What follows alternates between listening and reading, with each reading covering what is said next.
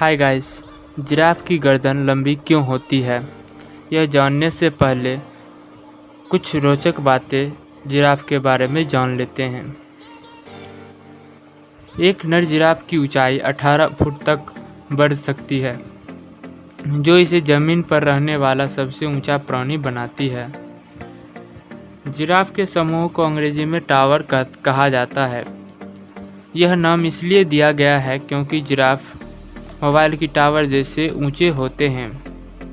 24 घंटे के दिनों में जिराफ को सिर्फ 1 घंटा ही सोने की ज़रूरत होती है। कुछ जिराफ ऐसे पाए गए हैं जिनकी गर्दन 6 फीट लंबी थी। गर्दन की तरह जिराफों की टांगें भी 6 फीट तक लंबी हो सकती है। इसका अर्थ है पृथ्वी के ज़्यादातर मनुष्य जिराफ की टांगों से भी छोटा है। जमीन पर मौजूद पानी को पीने के लिए जिराफ को अपने आगे के पैर या घुटने को टेकना पड़ता है, क्योंकि इसकी 6 फुट लंबी गर्दन जमीन तक पहुंचने में छोटी पड़ जाती है। मादा जिराफ का गर्भकाल 400 से 460 दिनों तक का होता है, यानी कि 14 से 16 महीने का। 50% जिराफ अपने जन्म के 6 महीने के अंदर ही तेंदुआ और जंगली कुत्तों जैसे जानवरों का शिकार हो जाते हैं। तो चलिए अब हम जानते हैं जिराफ की गर्दन लंबी क्यों होती है।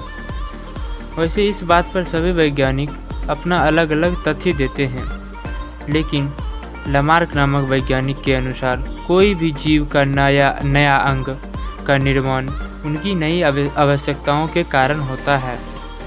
जैसे मनुष्य पहले हाथ और पैरों की सहायता से चौपाया जानवरों की तरह चलते थे, लेकिन अब उनकी आवश्यकता बढ़ी और 2 पैरों से आसानी से दौड़ भाग सकते हैं।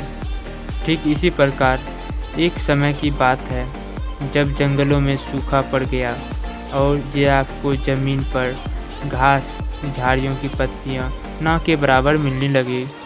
तब वह अपनी पेट भरने के लिए पेड़ की पत्तियों को खाना शुरू किए, जो कि उनकी आदत बन गई, जिसके कारण जिराफ को अपनी गर्दन ऊपर की ओर ले जाना पड़ता था, जिससे